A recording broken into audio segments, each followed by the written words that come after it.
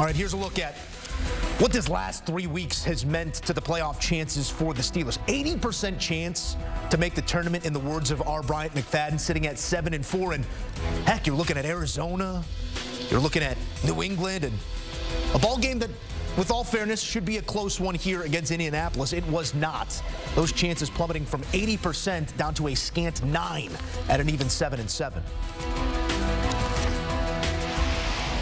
In studio, Joe Musso here alongside the two-time champ in silver, or gold, black and yellow, that is. I'm trying to put you in a different uniform. Well, I actually have on silver. You're in silver and black today, and I'm not sure you would want to be in black and yellow in this one because it was a tough game. Let's just pose it as what it was. You go up 2 touchdowns. You lose your wide receiver 1, your running back 1 for Indianapolis. Yep, for the Colts. You have a kicker leave 6 points on the field for the Colts, and still you're losing a multi-possession game. What went wrong for Pittsburgh? What is your biggest issue with the effort that we saw out of Pittsburgh today? Well, what kind of jump-started the Indianapolis Colts offensively was the interception thrown by Mitchell Trubisky to George Pickens. I think that was in the second quarter, because if you go back and look at the ball game, Pittsburgh at some point in time in this ball game, they were up 13-0, makes the extra point from Chris Boswell, but they had a 13-point lead in early moments of this ball game. Then Trubisky showed flashes of pretty good play. We saw the touchdown reception thrown to Deontay Johnson, and then the oh-no moments that oftentimes follow Trubisky throughout his professional career. Clearly, this season in a Pittsburgh Steelers uniform showed up. I mean, those are opportunities that you cannot allow to be a part of your game. And we've seen this with Trubisky too many times. He's throwing off his back foot. He's floating away in the pocket. Because of that, he doesn't have any accuracy with his passes, and it leads to interceptions. You talk about having 2 starts for the organization this year. He has 5 interceptions. 5 interceptions. Yeah. This has been an untimely bad part of his game, especially this year. And then when the turnovers started to happen, we saw more injuries surface for the Pittsburgh Steelers. Micah Fitzpatrick went down. They were already dealing with injuries to the inside linebacker position, and they just couldn't stop the ground and pound attack from the Colts. They couldn't put any pressure on Gardner Minshew. And thank goodness, for the Steelers' sake, that Zach Moss went out early in this ball game, and Michael Pittman, because they did damage without having 2 of their best offensive weapons in the lineup in a night where they did not need either player. Yeah, Colts showed off some of that depth out of necessity in this game. You speak to the giveaways by Mitch. This is the least turned over team in the NFL this season. Coming into the week, 11 turnovers. The Steelers. They now have 14, the Steelers. Yeah. 6 of those belong to Mitch Trubisky. And when you think about the lack of and reps, only 2 starts, right? It's been the second start. A couple of the turnovers did come in relief of Kenny Pickett in a couple spots as well. But it just goes to show almost half of the turnovers this season belong to a quarterback that has not started even half of the games for this team. There was a giveaway in the run game as well, and this was a run game that found itself about 2-3 weeks ago. But these last 2 weeks specifically haven't been able to eclipse that 100-yard mark. 74 yards on the ground, a pivotal fumble by Najee Harris. Backed up. What are you seeing up front? I mean, this was a group that seemed to have found itself in the run game.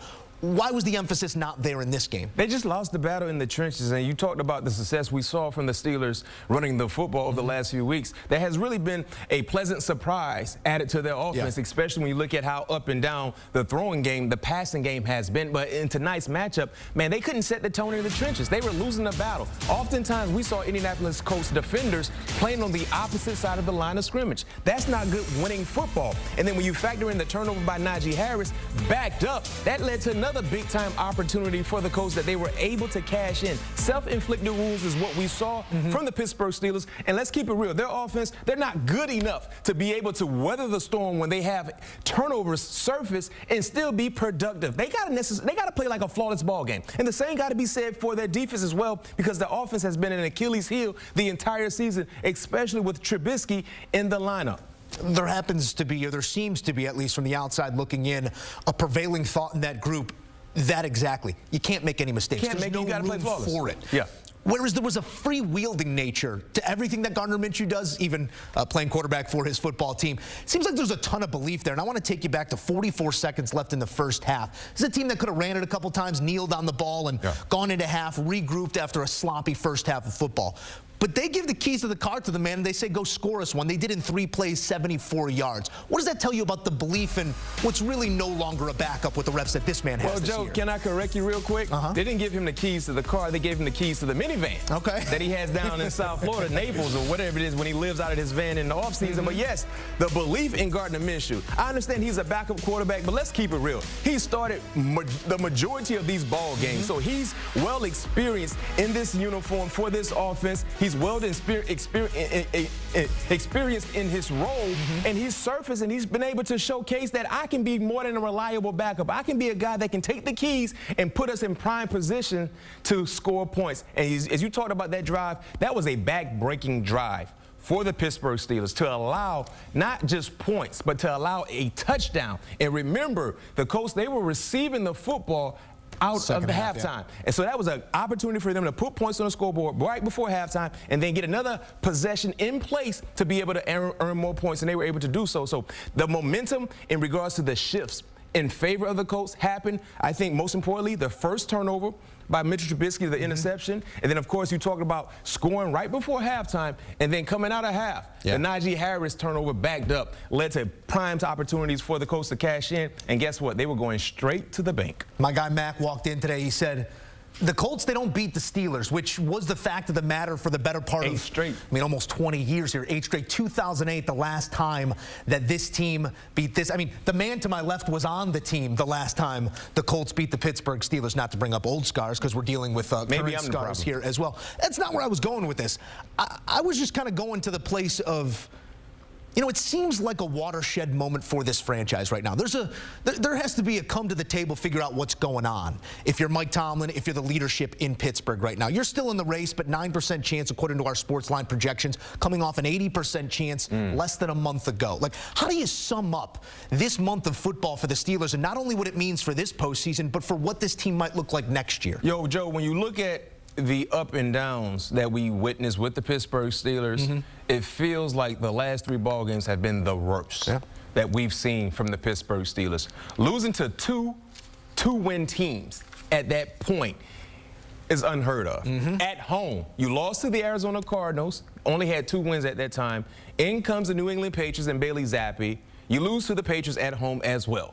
Then you get another opportunity to kind of correct your wrongs. Even though those 2 weeks were horrible, and when you look at the performance, and then you just didn't even show up tonight against another backup quarterback in Gardner Minshew, who, oh, by the way, lost his starting running back, who is a backup to the starter, and they didn't miss a beat. So what we're seeing right now from the Pittsburgh Steelers in this 3-game stretch of losing ball games might be the worst stretch we've seen in quite some time. Because it's one thing to lose ball games. It happens in the National Football League. You see teams lose two games. Heck, my rookie campaign, when we won the Super Bowl, we had a 3-game stretch where we lost 3 ball games in a row. But you losing to teams that are fighting for top 5 draft spots in the Arizona Cardinals, in the New England Patriots. And then you go on the road with an opportunity, as I mentioned, to correct your wrongs. I was talking to Pat P this week. This was the most important ball game because you're playing against a team that has the same record as you. You're playing against a team that's trying to get into a playoff spot. And even though the Pittsburgh Steelers the last 2 weeks, they've been sleeping at the wheel before tonight's matchup, Joe, they were in a playoff spot. They had one locked up. So if you're able to win a ball game, you create more separation from teams like the Colts that are trying to get into a position that you currently held on to. Driver's seat. Not the driver's seat anymore. Big time game right here. And you look at the road ahead right there. Bengals, Seahawks, and Ravens. Final word here. I mean, it was teased Kenny Pickett might be ready to go. The question now becomes, is it right to put him out there? If not Kenny, who next week? Rudolph. Christmas is almost here. It's only right that we see Rudolph. A true professional. Mason Rudolph. Trubisky is Trubisky. We know what we're going to get from Trubisky. You might as well get ready to say, oh, no, what are you doing? Every time he plays as the starting quarterback, he's going to give you an oh no moment. And unfortunately for the Pittsburgh Steelers, they're not good enough to have those oh no moments and still be in a position to what? Win ball games. They're not good enough for that. So let's see what Mason Rudolph can do. One thing we know about Mason Rudolph this season in 2023, we don't know. We don't know. And sometimes the uncertainty, the unknown, is more appealing than what we know. And what we know from Trubisky is what? He's going to give you oh oh, no. I said it 3 or 4 times today watching the game with Joe. The only reason why Joe didn't say it is because he knew it was coming, because he once played for your organization. We've been through it. We've been through. 'Tis the season. You make a great point. And it's there. okay to have oh no moments. It happens. But when your team is not good enough to be able to go through those bumps, and still find a way to win, you can't have them. See what else there's on the roster. I mean, you've seen Mason Rudolph before, but maybe we see him again here and there's different results. But 'tis the season, and the season might be coming to a close soon here for the Pittsburgh Steelers. B-Mac, we appreciate the thoughts as always, especially when it comes to the black and yellow. Conversation's going to be had.